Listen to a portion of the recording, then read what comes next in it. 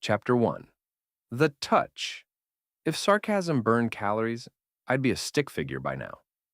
Instead, I'm Ethan Pryor, 37 years old, night shift toxicology nurse at Memorial Hospital, and apparently the last person in my social circle to know my wife was screwing her boss. The revelation came at the Henderson's backyard barbecue on a humid Saturday evening in July. I was nursing my third beer, watching Julia work the crowd like she was running for mayor instead of just being a telecom executive. She had that practice laugh going, the one she used during conference calls when someone made a joke that wasn't funny. "Your wife's really something," said a voice behind me.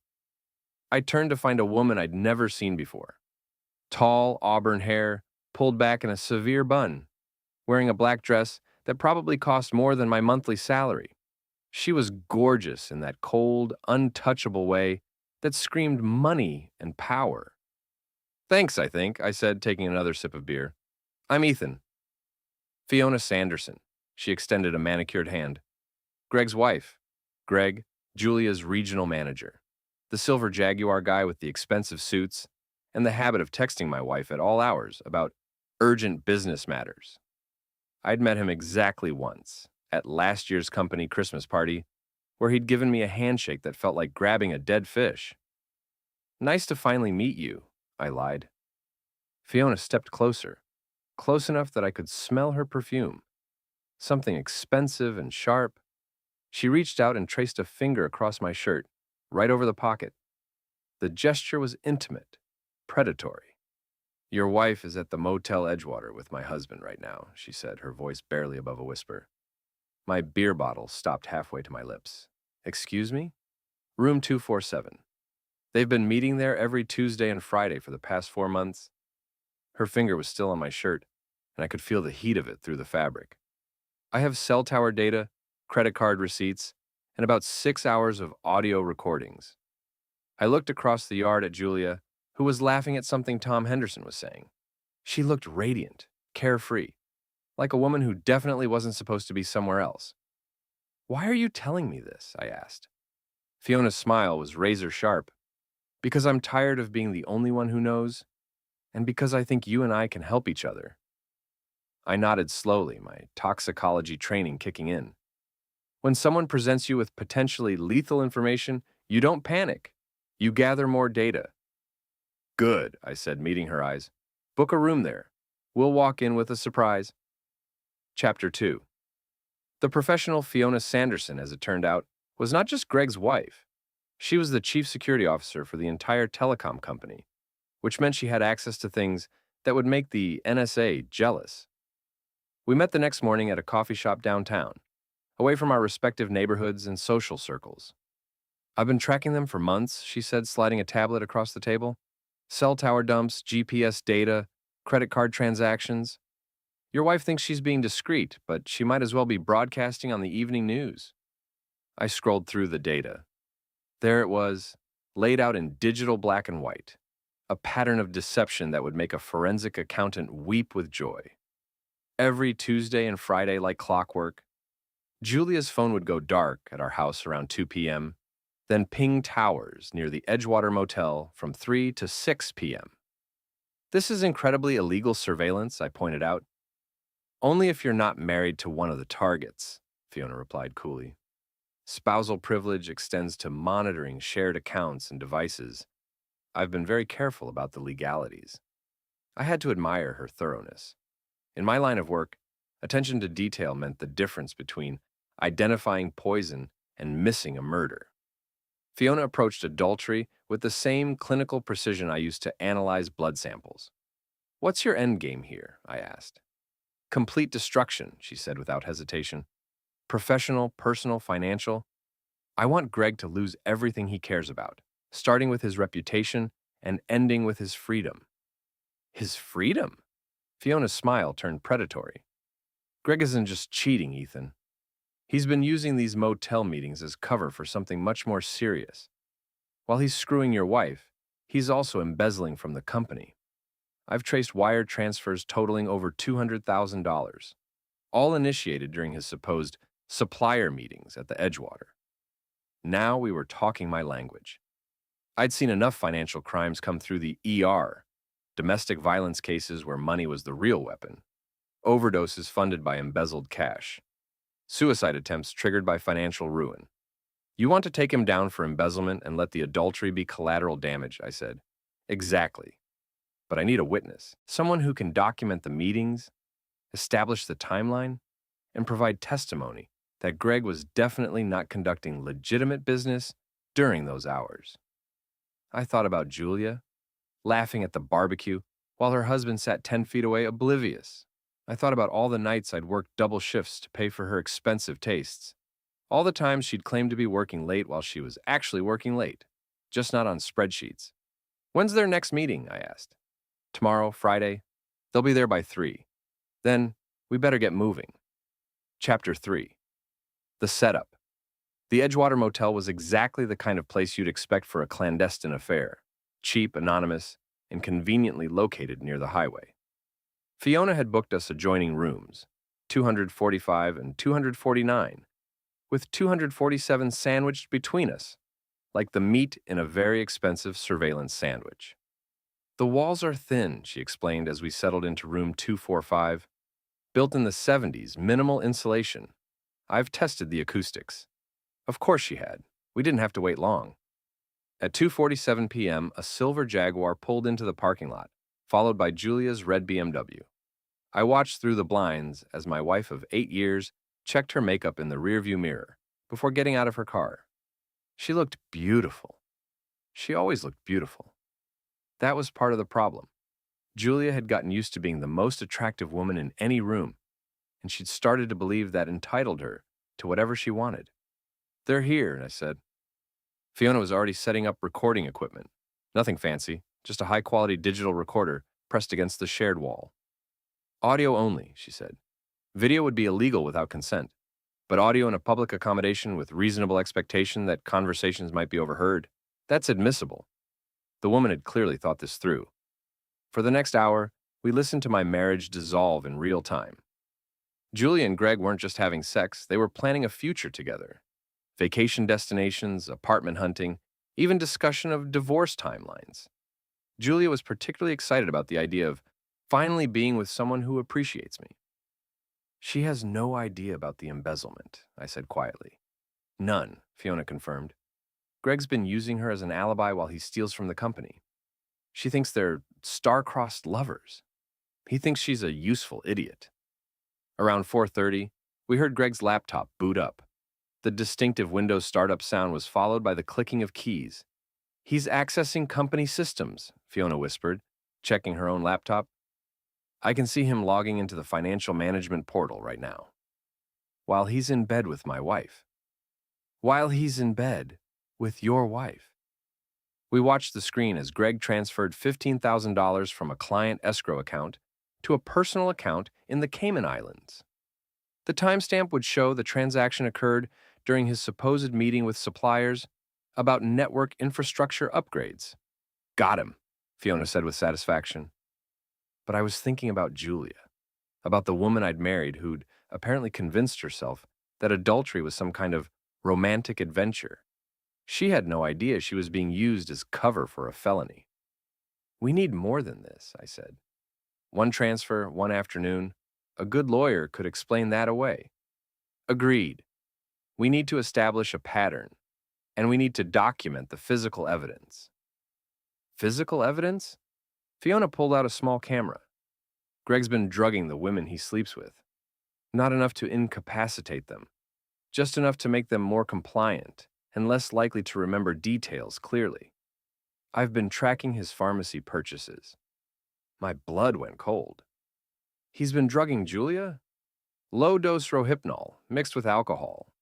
Classic date rape cocktail, but administered in small amounts over time to avoid detection. It's why Julia's been so spacey lately, so willing to take risks she'd normally avoid.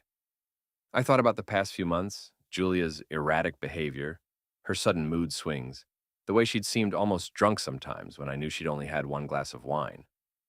I'd attributed it to work stress, but now, that son of a bitch, I muttered. Indeed. But it also means we can nail him for sexual assault in addition to embezzlement. and it means Julia is a victim, not just a willing participant. The distinction mattered more than I'd expected. I was still angry at Julia for the affair, but knowing she'd been chemically manipulated changed the equation. Greg wasn't just stealing my wife, he was drugging her to do it. "What do you need me to do?" I asked. "Help me collect evidence, and when the time comes, help me destroy him completely." Chapter 4. The Collection. Over the next 3 weeks, Fiona and I became reluctant partners in the most thorough investigation I'd ever witnessed. She approached Greg's destruction with the methodical precision of a surgical procedure, and I found myself admiring her clinical detachment even as I struggled with my own emotional turmoil. We documented everything, every motel meeting, every financial transaction, every instance of Greg's pharmaceutical purchases. Fiona had access to security footage from the motel, showing Greg carrying a small pharmacy bag into room 247 on multiple occasions. She'd also obtained copies of his prescriptions, legitimate medications for anxiety and insomnia that, when combined, created a perfect cocktail for chemical submission. "He's been doing this for years," Fiona explained during one of our coffee meetings. "Not just with Julia.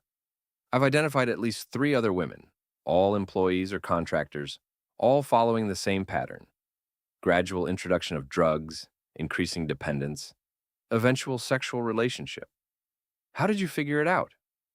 "Greg got sloppy, started using the company credit card for his pharmacy purchases, claimed them as medical supplies for the office first aid kit. I noticed the discrepancies during a routine audit. I was beginning to understand why Greg had married Fiona.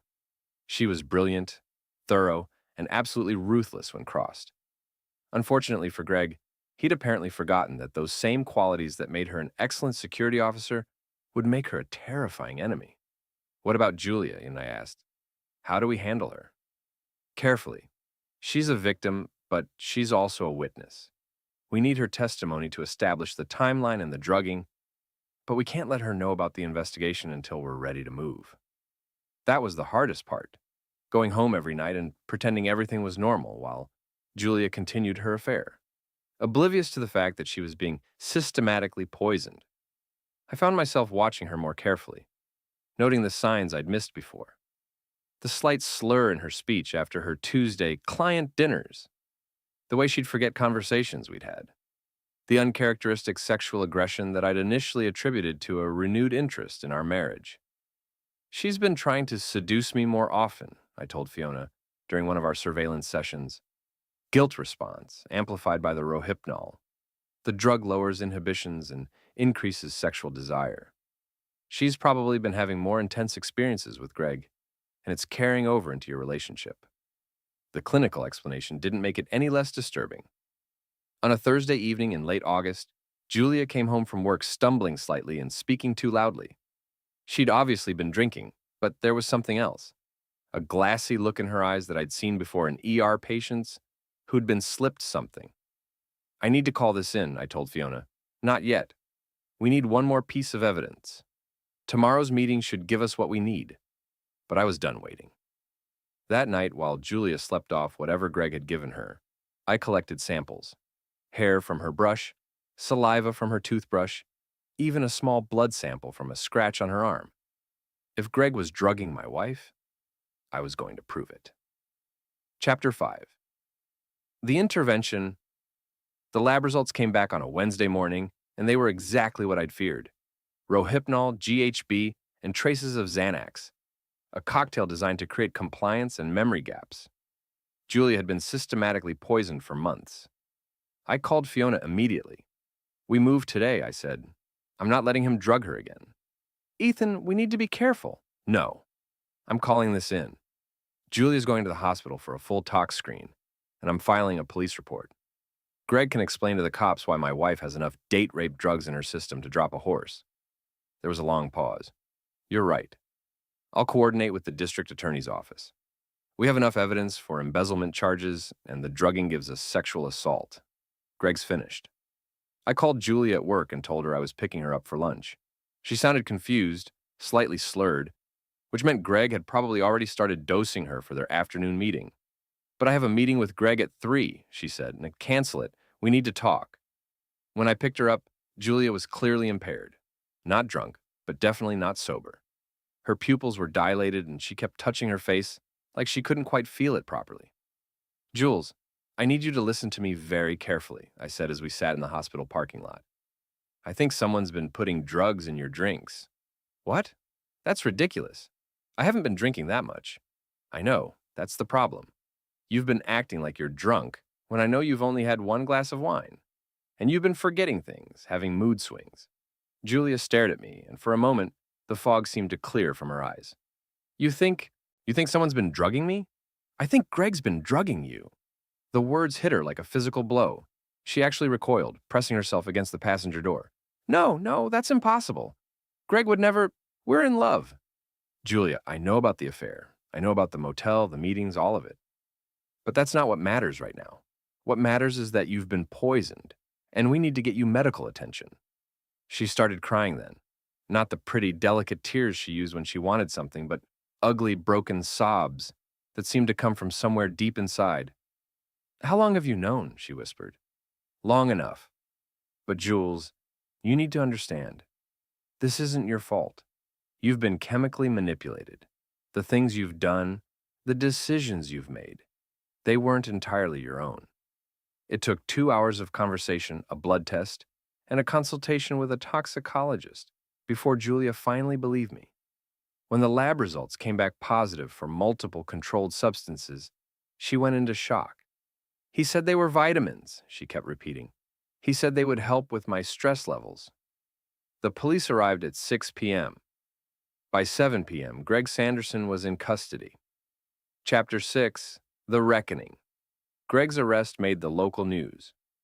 Telecom executive charged with embezzlement, sexual assault, was the headline that ran for 3 days straight.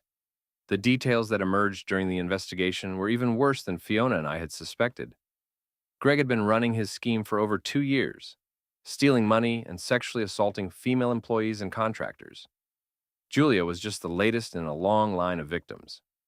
The total amount of embezzled funds exceeded $400,000, and investigators identified 6 women who had been drugged and assaulted. He targeted women who were already vulnerable, Detective Sarah Morrison explained during one of our interviews. Women going through divorces, financial difficulties, career problems. He positioned himself as a mentor and protector, then gradually introduced the drugs while isolating them from their support systems. Julia fit the profile perfectly.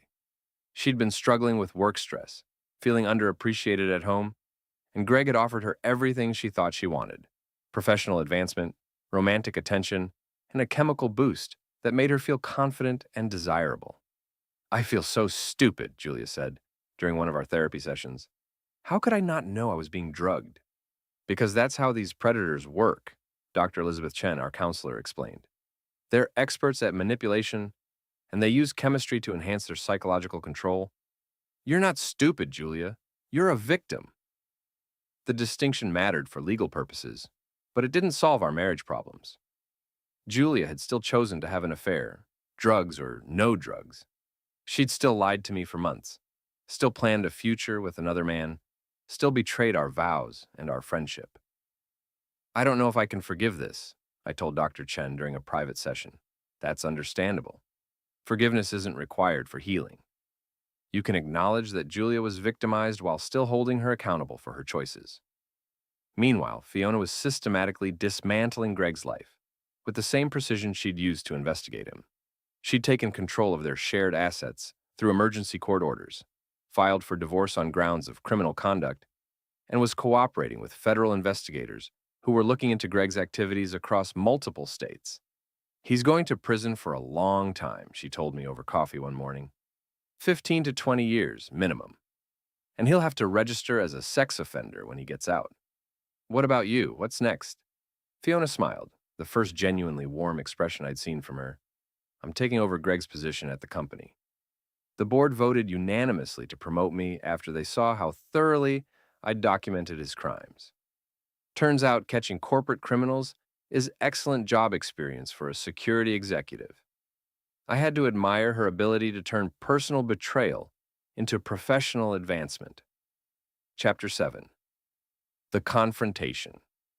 3 months after Greg's arrest, I ran into our old friends, Tom and Linda Henderson, at the grocery store. We'd been close before everything happened: dinner parties, weekend barbecues, couples game nights. But after the scandal broke, they'd made their position clear. They thought I was vindictive and cruel for destroying Greg's life over a simple affair. Ethan, Tom said, his voice cold, how's Julia doing? She's in therapy, getting better. That's good to hear. Linda's tone suggested she didn't think it was good to hear at all. We've been meaning to call, but things have been so busy. Translation. They'd been avoiding us because our situation made them uncomfortable. I heard Greg's trial got moved up, Tom said. Must be satisfying seeing him locked up. There it was. The accusation I'd been expecting. In their minds, I was the vindictive husband who destroyed a good man over a moment of weakness. Tom, you do understand that Greg was drugging women and stealing hundreds of thousands of dollars, right? This wasn't just about the affair. Come on, Ethan. You really expect us to believe Julia didn't know what was happening? She's not some naive college girl. She's a successful executive who made a choice to have an affair. Linda nodded in agreement. And the drug thing, I mean, how convenient that she suddenly becomes a victim when she gets caught cheating. I felt my temper rising, but I kept my voice level. Julia tested positive for Rohypnol, GHB, and benzodiazepines. Those aren't recreational drugs, Tom. They're chemical weapons.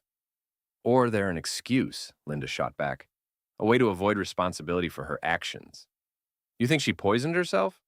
I think she got caught having an affair and needed a story that would make her look like a victim instead of a cheater. That's when I lost it. You know what, Linda? You're absolutely right. Julia drove herself to the pharmacy, bought illegal drugs, and spent months slowly poisoning herself just so she could have an affair, and then claim she was victimized. That makes perfect sense. Ethan, no, I'm not done. You want to know what really happened? Greg Sanderson identified my wife as a target because she was unhappy and vulnerable. He spent weeks gaining her trust, then started slipping her drugs that made her more compliant and less likely to remember details. He used her as an alibi, while he embezzled money from the company, and he sexually assaulted her repeatedly while she was chemically impaired. Tom and Linda were staring at me now, but I wasn't finished. And you know what the really sick part is? He did it to 5 other women too. Women who trusted him, who thought he cared about them, who had no idea they were being systematically poisoned and raped. But sure, let's focus on whether Julia made good choices while she was being drugged by a serial predator. We didn't know, Tom started. You didn't want to know. Because it's easier to blame Julia than to admit that someone you liked and respected was a monster. It's easier to think I'm the bad guy for exposing him than to face the fact that you were completely fooled. Linda's face was flushed. You don't have to be so hostile. Hostile? Linda, you just accused my wife of faking her own sexual assault. In what universe is that not hostile? We're just saying that maybe there's more to the story than what came out in court. There is more to the story. Greg's been doing this for years. The FBI found evidence of similar crimes in 3 other states.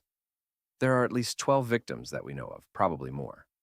But hey, maybe they're all lying too, right? Maybe it's just a massive conspiracy of women who wanted to avoid responsibility for their poor choices. Tom held up his hands. Okay, maybe we were wrong about the drugs. But you have to admit, the way you handled this was pretty extreme. You could have just divorced Julia quietly, instead of turning it into a public spectacle. A public spectacle? Tom, I reported a crime. Multiple crimes. I didn't leak anything to the media.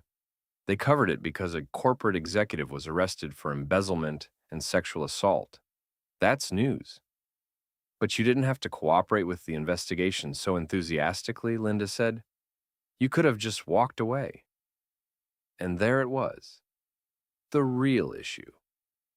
Our friends weren't upset about the crimes or the scandal.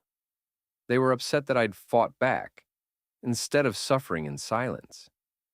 You think I should have just let Greg keep drugging and raping women, as long as he left my wife alone? We think you should have handled it privately, like adults, Tom said. Adults don't drug people, Tom. Adults don't steal money from their employers. Adults don't run serial sexual assault operations. Greg stopped being an adult the moment he decided to become a predator. Fine, Linda said.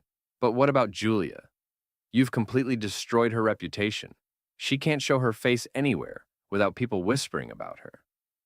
Julia's reputation was destroyed by her choices, not by my response to them. And frankly, being known as a victim of sexual assault is better than being known as a willing participant in adultery. So you admit you wanted to hurt her? Tom said triumphantly. I wanted to protect her, and I wanted to stop Greg from hurting other people.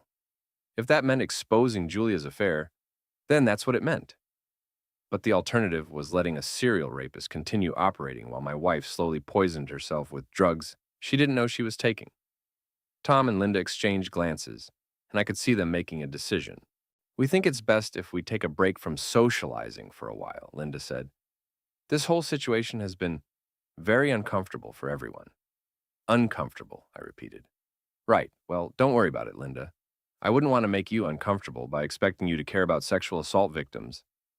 They walked away without another word, and I stood there in the cereal aisle, shaking with anger and adrenaline. Chapter 8. The Resolution. 6 months later, Greg Sanderson was sentenced to 18 years in federal prison. He pled guilty to embezzlement, sexual assault, and drug trafficking charges in exchange for avoiding a trial that would have exposed even more victims to public scrutiny. Julia and I divorced, but it was amicable. She moved to another state to start fresh, and we maintained a friendship based on our shared experience of surviving Greg's manipulation. She sent me a letter after the sentencing. Ethan, I know I can never undo the damage I caused to our marriage, but I want you to know how grateful I am that you fought for the truth instead of just walking away. Dr. Chen helped me understand that I was making compromised decisions while I was being drugged. But that doesn't excuse the fact that I chose to lie to you and betray our marriage. What you did, exposing Greg, collecting evidence, protecting other women, that took courage and integrity that I didn't have. You saved my life even though I'd already destroyed our marriage. I hope someday you can find someone who deserves the loyalty and protection you showed me, even when I didn't deserve it. Love always, Julia, Fiona, and I stayed in touch. She'd been promoted to Vice President of Corporate Security and had implemented new policies to prevent the kind of predatory behavior Greg had engaged in. We met for coffee occasionally, two people bonded by the strange experience of methodically destroying someone who'd tried to destroy us. Any regrets? She asked during one of our meetings. About exposing Greg? None. About losing my marriage? Some. About losing friends who cared more about their comfort than about justice? Not a single one. Good. Greg made his choices and we responded appropriately. The fact that some people are uncomfortable with the consequences doesn't make us wrong. She was right, of course. Greg had built his life on a foundation of lies, theft, and sexual violence. When that foundation collapsed, it took everything else down with it. His career, his marriage, his freedom, his reputation. That wasn't our fault. That was justice. The last time I saw Tom and Linda Henderson, they were at a restaurant with another couple, laughing and enjoying themselves. They saw me but didn't acknowledge me, and I was fine with that. Some friendships don't survive moral disagreements, and I'd rather be alone than surrounded by people who think exposing criminals is worse than being one. I still work night shifts at the hospital, still analyze blood samples and identify poisons.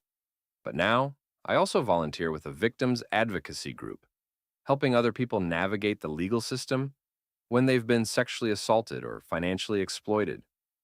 Greg Sanderson thought he could drug women into compliance, steal money with impunity, and destroy lives without consequences. He was wrong. Sometimes the system works. Sometimes the bad guys go to prison. Sometimes justice isn't just a word people use when they want to feel better about doing nothing. And sometimes, when a gorgeous woman traces her finger across your shirt and tells you your wife is at a motel with her husband, the best response is to book a room and walk in with a surprise. The surprise in our case was that we weren't there for revenge. We were there for evidence. And evidence properly collected and presented, can destroy a predator more thoroughly than any act of violence ever could. Greg Sanderson learned that the hard way.